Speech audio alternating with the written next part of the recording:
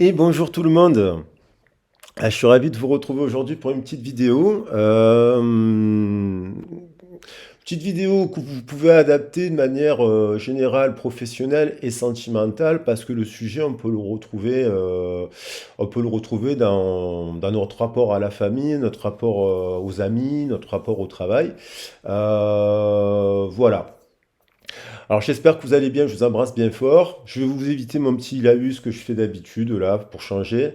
Voilà, vous savez que vous avez ma boîte mail si vous voulez me contacter, compagnie, que la guidance est collective. Et puis j'avais envie de surtout vous dire merci bien entendu. Et puis, aborder directement un peu la guidance. Alors, cette semaine, la vidéo, elle reste intemporelle, mais cette semaine, c'est vrai que j'ai abordé pas mal. On est sur une semaine où il y a beaucoup de signes dans le Capricorne au moment où je fais le tirage. Et il y a surtout deux changements majeurs, puisqu'on va rentrer sur le signe du Verseau, on va arriver sur l'énergie du Verseau, et puis on a aussi Pluton qui est en Capricorne et qui va aller vers le Verseau aussi. Donc c'est assez intéressant. Pluton m'a amené à aborder différents sujets. Mais c'est vrai que je pense que je ferai deux messages différents qui seront certainement complémentaires. Dans l'énergie du Pluton, il y a quand même, c'est la partie du caché de l'invisible. Pour ceux qui ne le savent pas, quand il y a Hadès, il va recevoir un casque qui lui permet d'être invisible au regard des dieux aussi. Il y a Zeus qui va avoir la foudre, Poséidon a le Triton, et Hadès qui donc représente Pluton. Il y a aussi qui parle de choses qui nous sont cachées, invisibles, des choses un peu occultes qui sont dans notre inconscient. Une part d'ombre, une part de ténèbres qu'on a tous en nous. Et il aborde quand même le sujet des pulsions, hein. Plutôt, il nous parle de nos pulsions de vie, pulsions de mort et ceux qui nous dirigent un peu de manière un peu chthonienne. Avec Pluton, on peut parler de perversion, mais alors le mot perversion, je reviens 2 minutes sur la notion de perversion. La perversion, c'est quelque chose qui est dénaturé au regard d'une norme. Ça, c'est une définition. Après, donc la norme, elle évolue. Ce qui n'était pas perverti il y a 2000 ans, il y est aujourd'hui, au regard de l'évolution de notre société. Et quelque chose qui semble perverti aujourd'hui, ben, peut-être dans 100 ans ou dans 200 ans, ça ne le sera pas. La notion de perversion aussi, elle a été galvaudée, mais aussi récupérée par le système religieux, notamment au regard des pratiques sexuelles. Dans le XVIIe siècle, ce mot, il a une connotation très morale. Donc, au regard de la religion, il y a des pratiques sexuelles qui sont perverses. Ce qui était le cas, donc, par exemple, sur l'homosexualité, ce genre de choses, bon, ben, on a condamné pendant longtemps, l'Église, je parle de l'Église, a condamné cela. D'ailleurs, on voit bien en ce moment que le pape s'est exprimé à ce sujet en disant que non, qu'il fallait être très ouvert d'esprit et compagnie, c'est très très bien, mais ça fait des conflits, hein, ça crée des conflits au sein même du Vatican. On a pu le voir récemment voilà, dans certaines communications. Mais donc quelque chose qui semblait pervers et compagnie, ben, aujourd'hui ne l'est plus. Comme on a dit que Marie-Madeleine était une catin pendant des siècles, et qu'aujourd'hui on dit que Marie-Madeleine était l'apôtre des apôtres. Voilà, ça c'est des messages. Marie-Madeleine était soi-disant perverse, alors qu'en fait c'était une sainte. Voilà, hein, on a dit que Marie-Madeleine avait les 7 démons, notamment parce elle se coiffait les cheveux et elle se parfumait. Ouais, donc c'était quelque chose voilà, elle était démoniaque cette personne. Mais aujourd'hui, l'Église a reconnu que Marie-Madeleine était l'apôtre des apôtres et elle a reconnu depuis 2016. Donc il y a quand même des évolutions. Je trouve ça intéressant. Par rapport au sujet là, je me suis dit que c'était intéressant collectivement d'aborder la notion de sadisme et de masochisme, parce que c'est ceux aussi qui renvoient un peu l'énergie de Pluton. Alors ça peut être un rapport très pervers à cela, bien entendu, si on est dans les extrêmes.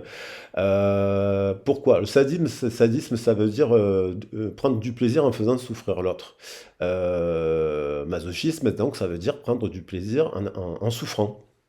Euh, Ce rapport-là, on l'a tous directement, consciemment ou inconsciemment, dans nos rapports au travail, dans nos rapports aux amis, dans nos rapports à l'autre, et à la relation sentimentale. Or, si on est sur un plateau équilibré, on est toujours, si on est en équilibre, on ne se met pas dans des rapports extrêmes. Donc c'est un travail, ça nous demande à travailler notre part d'inconscient, notre part de ça à l'intérieur de nous, pour retrouver ce plateau de l'équilibre. Donc après, si on est dans des rapports déstructurés, extrêmes, eh bien on rentre dans des rapports relationnels où on souffre beaucoup. Donc on va parler un peu de ça, parce que je vais voir un peu les messages que les cartes vont porter par rapport à ces notions-là, par rapport à une personne qui est dans des rapports, soit on va voir si elle est dans des rapports extrêmes, qui seraient donc pas bons pour cette personne, soit si elle est en processus de compréhension, de rééquilibrage, on va voir les cartes qui tombent, et soit si elle va vers quelque chose de beaucoup plus équilibré dans son rapport pulsion de mort, pulsion de vie, le Thanatos et le Eros. On va parler de ces sujets, c'est intéressant, sans porter de jugement bien entendu, mais en essayant d'avoir des clés de compréhension pendant la guidance. Voilà. Et puis, sachant que ce n'est pas non plus un cours, parce que ce sont des sujets... Alors, je ne parle pas du marquis de Sade, hein, surtout pas. Hein. C'est pas ça dans le but de la guidance, c'est pas parler de rapports extrêmement durs et mauvais. Là, on est dans les extrémismes. C'est pas du tout ça dont je veux aborder, mais plutôt ce rapport un peu relationnel, où on est des fois un peu dans une relation d'amour et où l'on souffre. Et où des fois aussi on fait souffrir l'autre, hein, inconsciemment, sans le faire vraiment de manière intentionnelle. Et c'est de comprendre les mécanismes et voilà, qu'est-ce qui se passe dans cette situation. Alors, je vais commencer par une carte du tarot pour voir déjà l'énergie d'une personne. Là, on va voir, c'est une situation. Voilà, ça peut vous évoquer bien entendu des choses, mais prenez du recul. Voilà. On va voir cette situation-là. Quelles sont les énergies? Comment ça se passe? Quels sont les messages à partir sur ce sujet-là que les guides veulent faire passer, l'univers? Je pense que c'est des sujets importants à aborder pour comprendre certaines choses. Et on a l'ermite. Bon, alors l'ermite, c'est Chiron, c'est le sage, c'est le chaman, c'est la chamane, c'est quelqu'un qui chemine, qui évolue et qui essaie de comprendre ses origines et pourquoi, dans la situation présente, il ou elle en est là. Mais on a quand même quelqu'un ici avec l'ermite ou ou la sage ou la magicienne ou le magicien, mais enfin on a quand même une personne qui a de la sagesse quand même, hein, qui arrive à un stade de sagesse, qui arrive à un stade de compréhension, qui arrive à un stade d'analyse, de bilan, et quelqu'un qui soigne aussi. C'est le grand médecin de l'âme, c'est aussi Chiron, on l'appelle Chiron, et c'est quelqu'un qui a beaucoup quand même de sagesse. Là, on a une personne quand même qui est sage, voilà, qui a compris des mécanismes, et qui est en train d'essayer de les comprendre. Et on a la lune derrière, le 9 multiplié par 2, ça nous fait 18. Il travaille dans le 18, la somme du 18 nous fait 9. Et d'ailleurs, aujourd'hui, si je ne me trompe pas, je vais vérifier, mais il me semble bien qu'on est, je n'ai pas parlé de la date, on est le 18. On est le 18 janvier précisément. Donc il y a quelque chose qui permet de faire de la lumière. Parce que le 9, intrinsèquement, on le retrouve dans le 19, le soleil. Et donc quelque chose qui est de l'ordre de l'inconscient avec la lune. Mais là, on voit quand même tempérance, guérison et le soleil. Donc on a un couple quand même. Ah, ça, c'est quand même pas mal. Parce que dans cet ordre-là, c'est très positif. On a quand même une personne ici qui a les énergies de la Lune, qui a intégré son côté lunaire chtonien, sa part d'ombre. Elle a intégré l'énergie lunaire. On a la tempérance qui suit, donc c'est plutôt guérison, tempérance et guérison.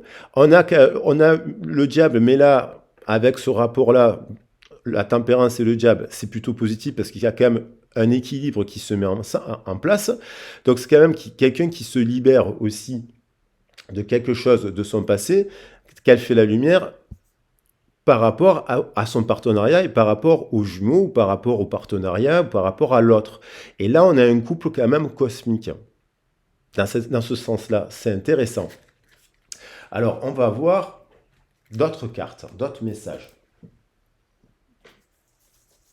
Je vais prendre un message des rebelles sacrés, puis je verrai si d'un coup j'en prends un autre, on va voir, à la sauter. Vous voyez, on a quelqu'un qui est en processus de renaissance.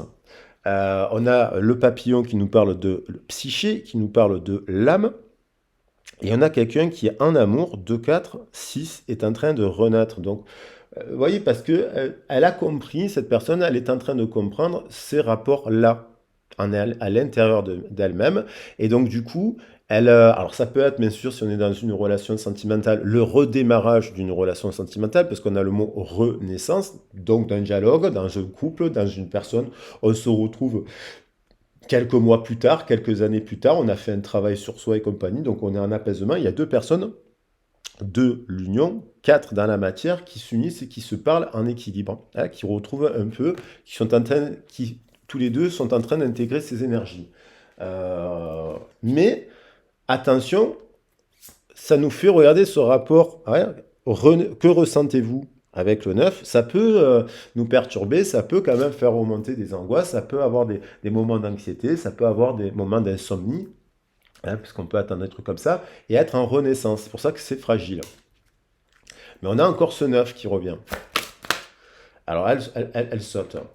On vous dit, dans cette personne, il y a l'idée de suivre le rythme émotionnel, hein, s'adapter aussi au rythme émotionnel de l'autre et du sien, bien entendu. Hein, on dit de suivre son propre rythme. Il y a aussi la question de suivre cela. Je ne vais pas prendre toutes les autres cartes parce qu'il y en a 4, je prends juste la première. Et puis, on va en prendre une autre. L'ermite, c'est une carte de patience aussi, et de persévérance, qu'on avait vu dans la semaine. Déjà, alors j'en prends une dernière, voilà, comme ça nous fait 3, et on a sagesse féminine. Levain, jugement, choix, décision, prise de conscience, karma, éveil, sagesse féminine. Très bonne carte. Faire preuve de sagesse. On retrouve cette notion de sagesse et écouter, voilà, la vérité. La vérité que des fois on n'a pas forcément envie d'entendre sur soi-même ou sur l'autre. Écouter la vérité. 3 et 6, 9. On retrouve cette notion de vérité sur soi. Je voulais prendre les âmes amoureuses. Je l'ai pas pris le coffret. Bon, c'est pas très grave. Est-ce qu'il est là?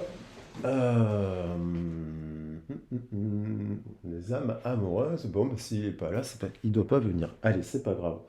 On va prendre réalise ton aspiration.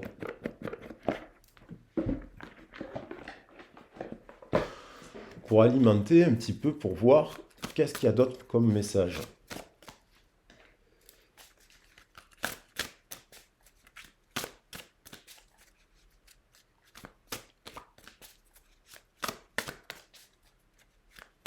Donc il y a quand même une personne qui est en pleine renaissance, qui est quand même dans une forme d'amour, de tempérance et de guérison. Sagesse, tempérance et guérison, cette personne, elle comprend qu'elle souffre en amour par rapport à ces deux concepts. Le mensonge, on parle de vérité il y a 30 secondes, et là on parle de mensonge. C'est aussi une forme de mensonge vis-à-vis de soi-même. Cette personne, elle se rend compte de son propre mensonge, de son propre faux self, de son propre mécanisme.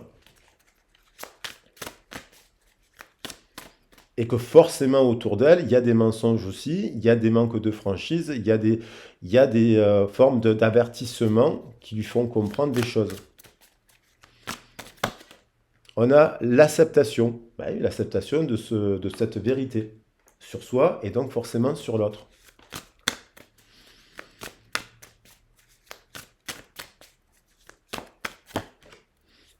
et faire preuve de discipline à la matière, de structure, de cadre. Avec le 4, besoin d'être cadré, besoin de se cadrer, besoin d'être recadré, besoin de faire preuve de discipline, de rigueur, ce qui n'est pas simple, d'autodiscipline. C'est quelqu'un qui se met au défi là de se mettre un planning d'activité ou d'action, où elle met en place des choses pour être dans cette rigueur-là, parce que on dit renaissance, prudence demandée.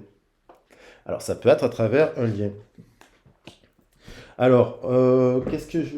Alors, les âmes amoureuses, j'étais quand même curieux de les prendre parce que... euh, mais bon, tant pis. Ben, pas grave, j'ai les heures miroirs.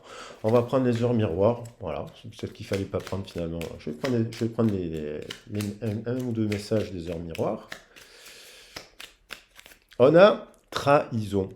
04 Z40. Donc la blessure de trahison, c'est une personne là qui se met dans des situations où elle se trahit elle-même. C'est-à-dire, ça peut nous parler bien sûr d'estime de soi. Je pense que j'en reparlerai sur un autre sujet, mais on parle bien entendu d'estime de soi aussi. Et personne qui, l'univers lui dit que n'est pas forcément d'accord. Alors 0440, ça va même plus loin que le coffret, hein. Ce coffret, il est bien, mais 0440, ça nous parle de beaucoup de choses, hein.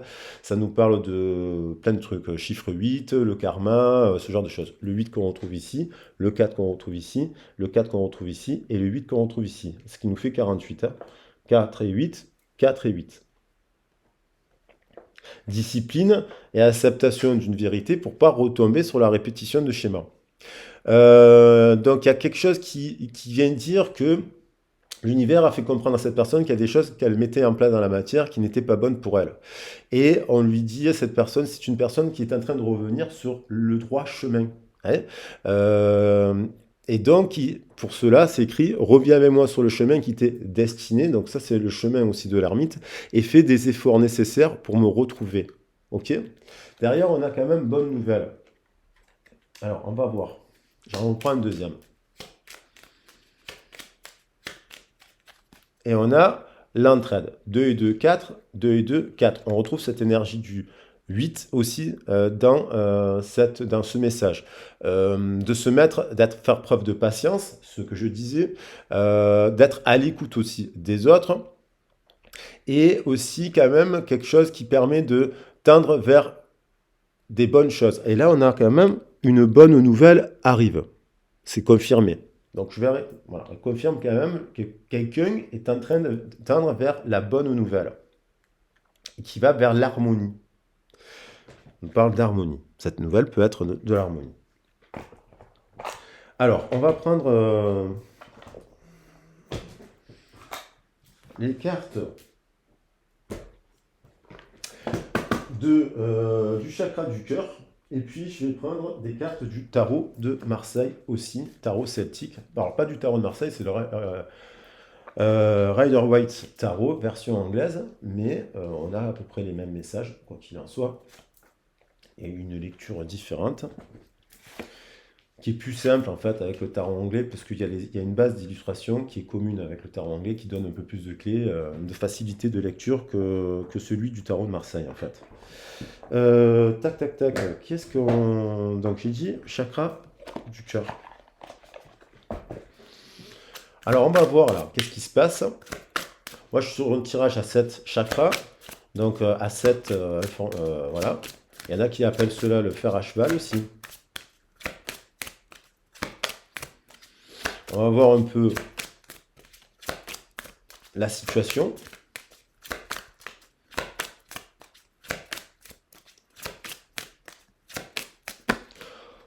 Vie en commun. Donc, cette personne, soit elle est en quête d'une vie en commun, elle est peut-être en prison. Voilà, bien sûr, dans cette vie en commun, est-ce qu'elle est bonne? Est-ce qu'il y a des mensonges? Est-ce qu'il y a des trahisons dans cette vie en commun? Mensonges, trahison, quand même, hein. Mais vie en commun. Donc la vie en commun, ça peut être la question que se pose cette personne aussi vis-à-vis de son autre. Soit elle connaît déjà cette personne, soit évidemment elle cherche quelqu'un pour être dans une vie en commun, partager quelque chose sur le socle d'une base commune, un cadre commun, je veux dire. Âme sœur, flamme jumelle. Alors attention, hein, âme sœur, flamme jumelle. Attention, dans le parcours de flamme jumelle, on retrouve la notion de souffrance des fois, ce qui n'est pas forcément bon. Alors, la souffrance, bien entendu, elle peut être liée à des choses qui sont inintentionnelles, inconscientes. Ce n'est pas prémédité, ce n'est pas calculé et ce n'est pas. Alors ça peut être une situation où vous seriez dans une relation avec une autre personne. Il s'est produit un événement qui n'était pas calculé, qui n'était pas prémédité, qui n'était pas manipulé, euh, qui n'était pas à viser de vous faire souffrir de manière intentionnelle. Mais peut-être que vous en avez souffert et que vous avez compris que vous vous étiez mis indirectement dans une situation qui n'était pas forcément bonne. Donc le parcours de flamme jumelle devient intéressant à partir du moment où on travaille sur soi. L'autre, il faut qu'il chemine. Et si l'autre, il est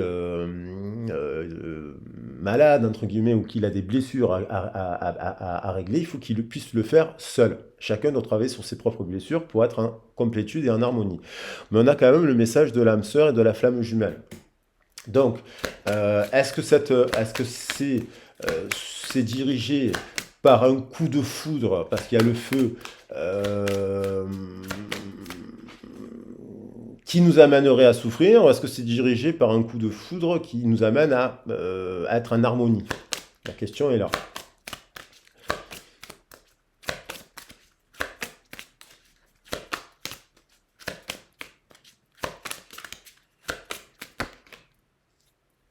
Adieu la routine. Donc quelqu'un qui décide de se mettre à la réforme, de prendre confiance en elle, de déménager, de changer de travail, de changer de paradigme, de changer de croyance, de changer d'activité, de changer de routine. Et qui, sur le plexus solaire, on nous parle de confiance. Alors ça peut être déjà des gens en ville qui sont ça. Alors on nous parle de déménagement. Dans le cœur, le déménagement, ça peut être tout simplement, bien entendu symbolique, un déménagement intérieur, tout simplement, un changement de paradigme, de champ de conscience, une libération. Et ça peut être donc aussi adieu la routine, une personne qui décide de partir à l'aventure pour rencontrer, se rapprocher de son âme sœur par exemple, ou se rapprocher d'elle-même dans un projet et compagnie, ce qui fait qu'elle va mettre en place une batterie de choses qui va faire en sorte qu'elle elle va tendre vers le bon partenariat. En gros, déménagement, changement de ville. Ça peut être aussi un couple actuellement qui décide, qui est positif là, un couple sage, qui renaît en ce moment. Ils sont passés par des périodes un peu de confusion, voilà, et hop, qui arrive à reconstruire quelque chose aussi. Hein. Si on est sur un couple qui est. Parce que là, on a plutôt des choses positives. On a la bougie. Alors, il n'y a plus. Là, on me dit, ce n'est pas ton âme sœur. Alors, est-ce que dans cette situation, est-ce que cette âme sœur, elle est liée, chakra sacré, au plaisir que sexuel, donc que dans la sexualité? C'était une âme sœur que sexuelle, il n'y a que le sexe qui amène ça, ou est-ce que c'est une âme sœur avec laquelle vous partagez des passions? La question est à se poser. Ça ne veut pas dire, faut pas prendre les cartes, voilà, comme ça. Cette question, c'est une question à se poser. Il y a une flamme et il y a une fissure quand même dans la communication. On va préciser. Tout bouge maintenant, il y a quand même un timing, soit une prise de conscience, parce qu'on a fait un bilan, une analyse, une clé de compréhension de se dire ce n'est pas mon âme sœur, ce n'est pas ma flamme jumelle, en fait, j'ai cru que c'était ma flamme jumelle, ce n'est pas le cas, voilà, c'est important de pouvoir se le dire, et c'est pas grave, hein, il y aura d'autres personnes, d'autres âmes sœurs et d'autres flammes jumelles, enfin, dans le sens où il y en a une autre qui sera positive, il y a une prise de conscience à l'heure de maintenant qu'il faut bouger maintenant. Et ça peut être aussi une personne qui réalise qu'actuellement, elle est dans une vie commune avec une personne qui n'est pas son âme sœur. Et qu'elle se rend compte que donc, il faut qu'elle aille vers quelqu'un d'autre. Avec laquelle elle aura plus de complicité, plus de passion, plus de... Voilà. Le message, il faut l'interpréter dans plusieurs possibilités, parce qu'il y a plusieurs scénarios. Et enfin, âme sœur spirituelle. Donc il y a quand même, Ici, une prise de conscience, il y a bien une histoire avec une personne avec qui il y a de la spiritualité en commun, un lien spirituel, ça peut être un ami, ça peut être une ex, avec qui une ex-compagne qui finalement, il y a peut-être eu une séparation, mais c'était pas une séparation, bah, peut-être parce qu'il y avait un problème de timing, peut-être un problème de différence d'âge, des fausses croyances, des choses comme ça, vous voyez, des peurs, mais pas forcément pour faire mal à l'autre. Et il y a quand même un lien spirituel et on voit un couple ici, à la fin. Bon, on va voir. Allez, je vais prendre des messages.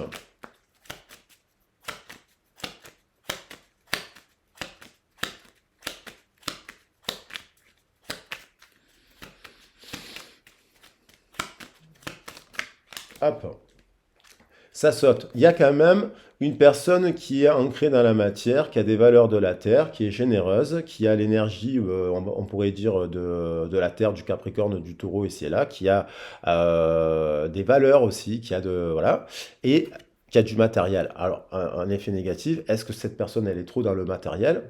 Est-ce qu'elle s'est enfoncée dans le matériel? Ça pourrait être le cas d'un couple qui se dirait, bon, ben, en fait, notre relation, elle est que basée que sur le matériel.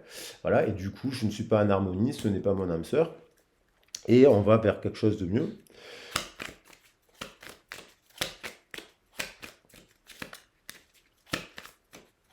Ou alors le cas de figure d'un couple qui se dirait, ok, on a mis la terre, on a mis la carrière, on a mis ça, mais on s'est oublié. Donc du coup, il y a une communication qui peut être un peu abîmée, mais qui permettrait aussi d'arranger la situation et de faire bouger les choses pour revenir à quelque chose de beaucoup plus spirituel.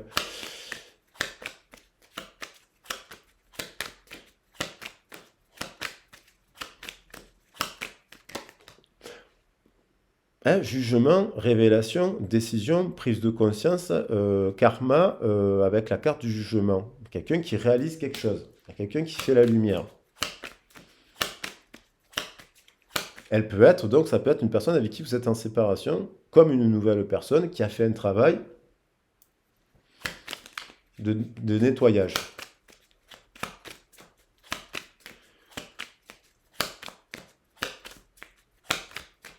Et on avait quand même l'histoire de la bonne nouvelle.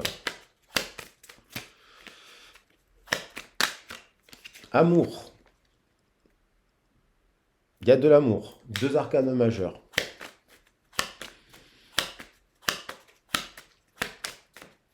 Les lovers. Elle a sauté, hein. Ah, il y en a deux qui n'ont pas eu sauter aussi.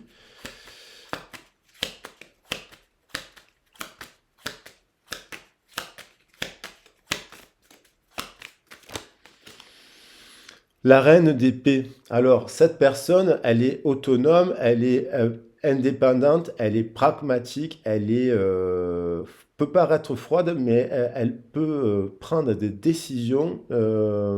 Quelqu'un qui prend des décisions euh, franches, quoi, aussi, hein, parce que là, on nous parle de franchise, là, hein, on parle avec l'air, communication. Donc il y a une vérité, je dirais plus qu'il y a une vérité dans le cœur de cette personne, et comme un mouvement dans le cœur, hein, un changement dans le cœur. Voilà.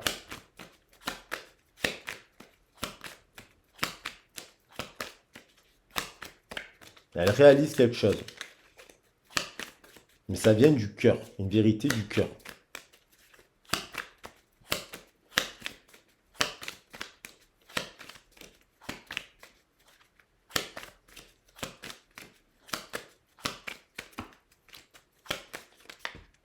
Alors attendez, là, il y a trop de cartes. Je me suis emmêlé les pinceaux.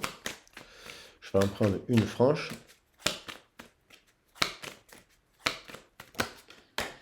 Quelqu'un, vous voyez, il y a quelqu'un qui réalise qu'actuellement, alors plusieurs cas de figure, elle est en couple et elle réalise, la vérité, c'est qu'elle réalise que ce n'est pas son âme sœur. Il manque quelque chose dans ce couple.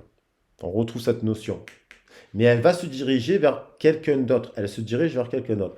Il y a des gens qui sont en séparation, qui vivent autre chose et qui se rendent compte qu'ils ne sont pas avec leur âme sœur. Il manque quelque chose. Elle peut ça peut, avec la roue là, ça peut se dire que cette personne, elle a rencontré aussi dans le passé son âme sœur et elle s'est mise avec une autre personne pour différentes raisons qu'il faut comprendre et analyser et qu'elle réaliserait, tac tac, cela.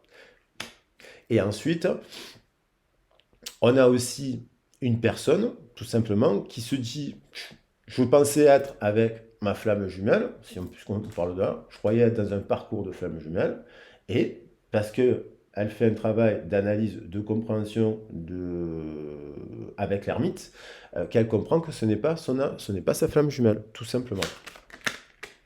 Là, il y a le 2 qui saute. Il y a quand même derrière l'énergie de l'âme sœur. Vous voyez, il y a un switch, il y a comme un switch dans une situation. Il y a un switch.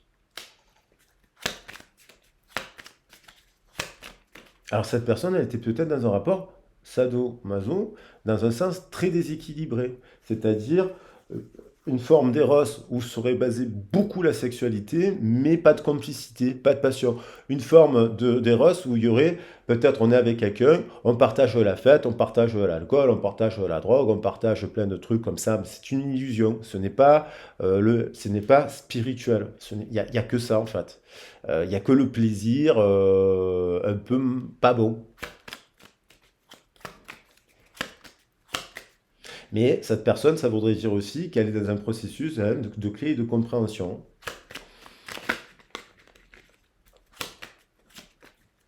Et on termine.